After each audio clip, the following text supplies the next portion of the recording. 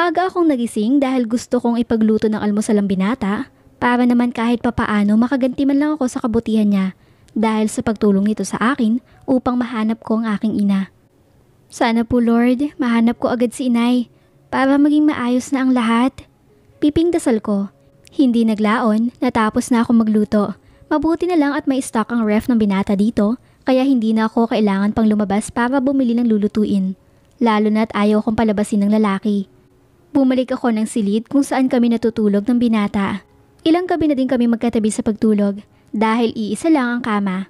Ayaw naman nito matulog ako sa sofa, baka daw mahulog ako. Mabuti na lang, hindi nasundan ang nangyari sa amin ng lalaki. Ilang araw na ding maaga ito umuwi galing trabaho. Parang may napapansin akong pagbabago sa lalaki. Pero ewan ko lang, baka guni-guni ko lamang ang lahat ng yon. Natutulog pa din na lalaki habang nakadapa ito. Lumapit ako para gisingin ito, ngunit gumalaw. Hindi ako sigurado kung totoong natutulog ito dahil nakadapa kaya hindi ko makita ang mukha nito. Mas lalo pa akong lumapit para tingnan. Pero bigla ako nitong hinila na ikinabigla ko. Kaya ang labas niyon ay nakadapa ako sa dibdib nito. Nadidinig ko pa ang tibok ng puso nito.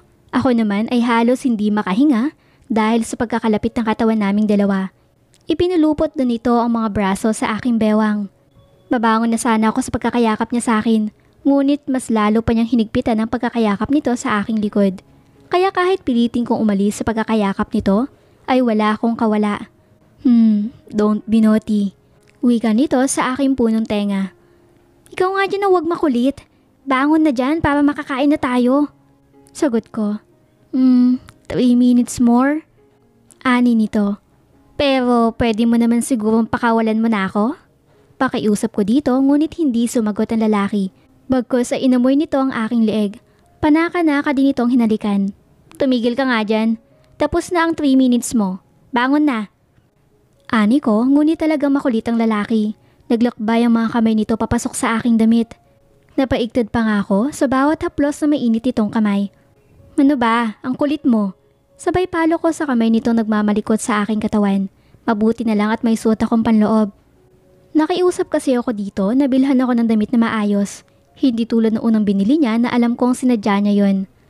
Ngunit mabilis lang nito natanggal ang hook ng aking bra, kaya malaya niyang itong nahawakan ng aking dibdib. Napatigil na lamang ito sa kanyang ginagawa dahil tumunog ang cellphone nito sa kanyang tabi. Fuck! Mura pa nito sa pagkakabitin. Inalalayan ako nitong bumangon sa kainabot ng cellphone nito nag-iingay. Saka mabilis na sinagot. Tatayo na sana ako ng hawakan nitong isa kong braso upang pigilan sa aking pag-alis. Okay, I'll be there in 30 minutes. Sagot nito sa kausap sa pinatayang cellphone nito. Aalis lang muna ako. May importante akong meeting. Walang aalis ha? Wika nito kaya tumango ako dito. Mabilis niya akong dinampian ng mga halik sa labi na akala mo naman ay mag-asawa kami.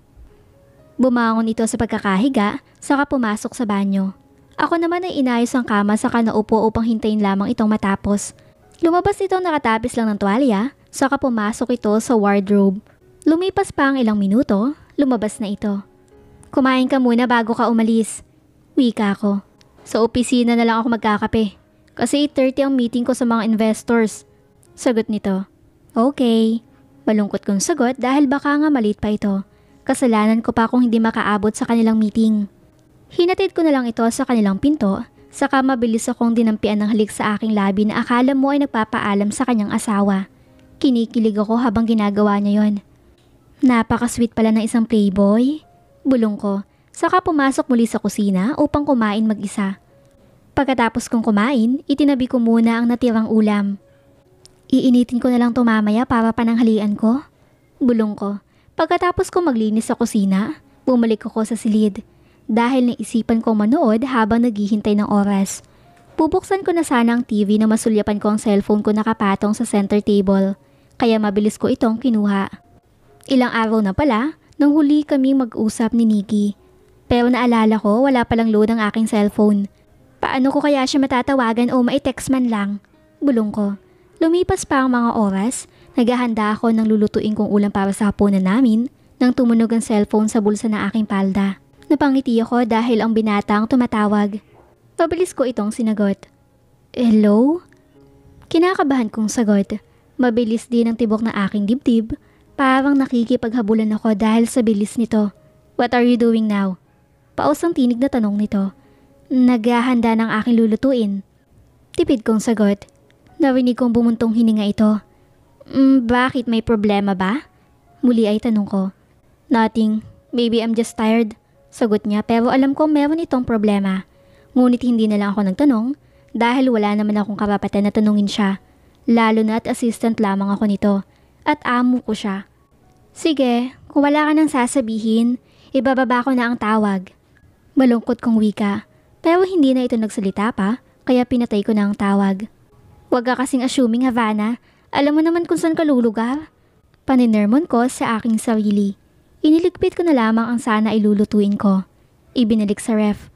Nawalan na akong ganang kumain pa, kaya pumasok na lang ako sa silid para maligo. Mabilis ang aking pagligo. 8 PM na pala. Dinampot ko ang aking cellphone sa aking tabi habang naghihintay ako matuyo ang aking buhok. Wala naman maayos na mapapanood, kaya sa Facebook ako naghanap ng video. Ngunit aksidente ko nakita ang account ng binata. Binasa ko ang article about sa kanyang buhay. Lalo ang pagiging playboy nito. Kung paano magpalit ito ng mga babae. Pagkatapos ay tiningnan ko ang kanyang profile. Napakagwapo talaga niya. Ang tangos pa ng ilong. Her blue eyes. Ang labi nito mapula. Na nangaakit na mahalikan. Sabagay, natikman ko naman ang kanyang labi. Sabay haplos ko sa aking labi. Namumula ang aking pisngi dahil sa aking naisip. Ano ba yung naisip mo, Havana? Pagalit ko sa aking sarili. Pinagpatuloy kong tingnan ang lahat ng pictures nito. Ngunit sana, hindi ko nalang tinuloy. Dahil nasaktan lang aking damdamin dahil sa nakita kong sobrang saya ng binata at ang kasama nito habang nakayakap sa isang babae. Napakaganda at sexy ng babaeng kasama nito. Kung titignan, para itong isang modelo dahil sa pangangatawan. Nabasa ko pa ang nakalagay sa caption nito. My only girl I love, with heart pa. Parang tinusok ng karayom ang dibdib ko dahil sa aking nabasa. Ibig sabihin, ang babaeng ito ang girlfriend ng lalaki? Pero bakit ako binahay kung may girlfriend pala ito? Tapos ang sweet pa niya sa akin. Huwag kang feeling. Pwede ba, Havana, huwag kang magselos dahil wala naman kayong relasyon ng binata? Hindi naman nandiligaw sa'yo. Kaya huwag kang masaktan. Kausap ko sa aking sarili. Pinahid ko ang luhang nahuhulog sa aking pisngi dahil hindi ko namamalayan na umiiyak na pala ako. Agad kong pinatay ang cellphone ko, saka nahiga sa kama. Itutulog ko na lamang aking nakita. Baka bukas, makalimutan ko na. Bulong ko. Nagising ako dahil malamig ang aking pakiramdam. Malamig ang dampi sa balat ko. Nagulat ako na pagmulat na mata ko. Nakita ko ang boss ko sa aking tabi. Hindi ko namalayan na nahubadan na pala niya ako. Hindi ko namalayan na dumating na pala ito. Mabilis nitong hinalikan ang aking labi. At ilang minuto ang lumipas, muli ay pinagkaloob ko ang aking sarili sa babaero kong amo. Hinihingil kaming pareho na matapos kami. Pwede ka naman sigurong umalis dyan sa ibabaw ko. Ang bigat mo. Reklamo ko. Dahil nakalaga nito sa aking ibabaw, dahil ang laking tao pa naman niya. I'm sorry, babe. Umalis nga ito sa aking ibabaw, saka dinampian ng halik ang aking labi. Kanina pa ako tinatawag na babe ng lalaking to ah. May girlfriend na nga eh. Bulong ko. Muli ko na namang naalala ang aking nakita. Ngunit wala ako sa lugar upang itanong iyon. Matutulog ka na ba? Tanong nito habang nakayakap sa akin. Ang sarap ng tulog ko kanina. Pero nagising lang ako dahil sa kalikutan mo. Paangil kong wika. Tumawa lang ito saka dinikit ang hubad nitong katawan. Pwede ba? Huwag mong idikit ang katawan mo sa akin. Lumayo ka ng kahit konti. Reklamo ko. Ngunit muli akong tinawanan. Nakakainis? Bulong ko. Tomorrow we will find your mother. Wika nito kaya pabilis akong humarap dito dahil sa aking nadinig. Talaga? Bukas na? Masaya kong tanong. Yes? Sagot nito, saka ako hinalikan ng mariin sa aking labi. Nawala tuloy ang inis ko dito. Okay, matulog na tayo. Dahil maaga pa tayo bukas. Ani nito, saka mabilis akong dinampian ng halik sa aking labi. May ngiti sa aking labi na natulog dahil sa wakas ay matutupad na ang aking hiling na mahanap na ang aking inay. Good morning. Bati nito, sabay halik nito sa aking labi. Nahihiya ako dito dahil baka may laway pa ako. Let's take a bath together, he said. Mauna ka na, susunod na lang ako. Sagot ko, ngunit mabilis ako nitong binuhat saka dinala sa banyo. Hey, ibaba mo nga ako. Kaya ko maglakad. Wika ko dito, ngunit ang lalaki tuloy-tuloy lang ito. Saka lang ako binaba nang nasa loob na kami ng banyo at tumapat sa shower sa kabinuksan iyon. Ang binata nagsabon ng aking katawan, sabay haplos nito sabay pisil sa aking kepyas. Nag-iinit ako dahil sa ginawa ng pasaway na lalaki. Gusto ko siyang pigilan ngunit sinaway lang ako. Hanggang sa pareho kaming natapos maligo. Siya na din ito nagbalot ng tuwalya sa akin. Mabilis din akong hinalikan sa labi, saka giniya para lumabas. Nagsuot lang ako ng summer dress na bulaklakin. Naglagay lang ako ng konting pulbo at lip tint sa aking labi. "You are beautiful," he said, so my face turned red. "Let's go?" Yaya sa akin ng binata saka hinawakan ng aking kamay. Ngunit mabilis akong umangal. Almusal muna tayo? O magkape man lang? Wika akong nakasimangot. Pagod kaya ako. Ikaw ba naman ang hindi mapapagod? Pinagod ka na kagabi tapos pinagod pa kanina. May lakas ka pa bang bumiyahe ng walang laman ng sikmura mo? "We will just eat outside," he said. Agad naman akong tumango. Akala ko kasi hindi kami kakain na babiyahe. Lumabas kami ng kanyang penthouse na magkahawak ang kamay. Napapatingin sa amin ng mga taong nadaraanan namin. Kahit na makarating na kami sa labi ng hotel, napataas pa ng kilay ang isang babaeng staff ng hotel dahil sa nakita niya magkahawak kami ng kamay ng binata. "Oh, ang sweet!" Kinikilig na wika ng isa pang babaeng katabi nito. "Tumigil ka nga dyan. Sila lang ni Ma'am Lorraine ng bagay at hindi sila." Pabulong na wika ng babaeng kanina ay tinaasan ako ng kilay. Sino kaya si Lorraine? Tanong ko sa aking isip. Hanggang sa may tumapat sa aming itim na sasakyan, pinagbuksan ako ng binata saka mabilis na pumasok sa kabila at naupo sa aking tabi. Agad namang pinahawurot ng driver ang sasakyan. Mabuti na lang maaga pa. Dahil wala pang traffic sa daan. Hindi nagtagal ay nakarating kami sa isang mamahaling restaurant. JS Restaurant basa ko sa karatula sa harap. It means, sa kanya din ang restaurant na ito.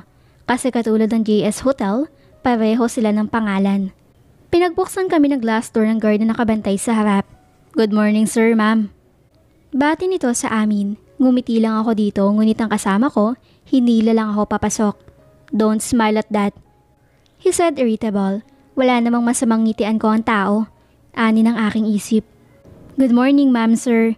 Bati sa amin ng waiter. Dinala kami sa pandalawahang upuan.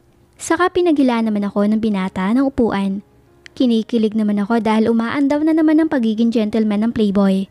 Agad namang hiningi ng waiter ang order namin. Sinabi ko na lang sa binata na siya na ang bahalang umorder. Pagkatapos namin kumain, muli kami sumakay sa sasakyan nito. Isang mataas na building kami pumunta. Jay's Corporation basa ko sa taas. So, sa kanya din ito. Ang yaman nga naman talaga ng lalaking ito. Kaya lang nagtataka ako kung bakit ako dinala dito. Ang sabi niya, pupuntahan namin ang aking ina. Kaya nagtanong na ako. Sir James?" Wika ko pero masamang tingin ang binigay nito sa akin. Hindi umimi kaya muli ako nagsalita. "Diba sabi mo pupuntahan natin ang aking ina? Bakit anong ginagawa natin dito?" Tanong ko dito. "Yes," paikling sagot nito. Napakamot na lang ako sa aking batok dahil hindi ko makuha ang ibig sabihin nito. Kaya hindi na lang ako muling nagtanong. Dinala ko nito sa top floor nitong building. Pagdating namin ay may naghihintay pala sa aming helicopter. Habang nakatayo ang isang lalaki, lumapit kami dito sa kinausap ng binatang piloto. So ito ang sasakyan namin patungo sa aking inay? Hindi ko maintindihan ang kanilang pinag-uusapan dahil may ingay ang helicopter. Inalalayan ako ng binata upang makasakay sa helicopter saka mabilis itong tumabi sa akin. Kinakabahan ako dahil unang beses pa lang akong sasakay ng helicopter. Nilagyan nito ng headset ang aking tenga. Hindi ko alam bakit pinasuot ako nito. Nakakatakot tumingin sa baba dahil para akong mahuhulog. Napansin siguro ng binata na natatakot ako kaya hinawakan nito ang aking kamay. "I'm here," bulong nito. Hanggang unti-unting tumataas ang sinasakyan namin. "Pwede kang matulog muna. I'll just wake you up when we get there." Nagtaka naman ako. Kung matutulog ako, paano niya malalaman kung nasaan kami pupunta? Kung matutulog ako, paano mo naman malalaman ang ating pupuntahan? Tanong ko. "Relax, okay? Ako nang bahala." Wika nito, saka ako sinandal sa kanyang balikat. Amoy ko pa ang mabango nitong dibdib.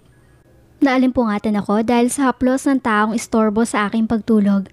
Ang sarap at ang bango ng aking unan. "Hey, wake up. Andito na tayo." Wika ng taong kilala ko. Agad ako nagbukas ng aking mata. Napakunot noo ako dahil maraming taong nakatingin sa amin. Anong lugar to? Tanong ko sa binata. Nandito na tayo sa Cagayan.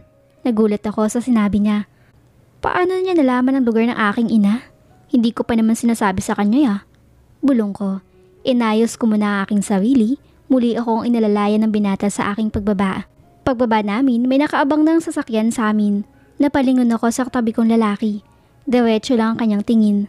May mga kasama din pala kami na hindi ko agad napansin. Saan kaya galing ang mga ito?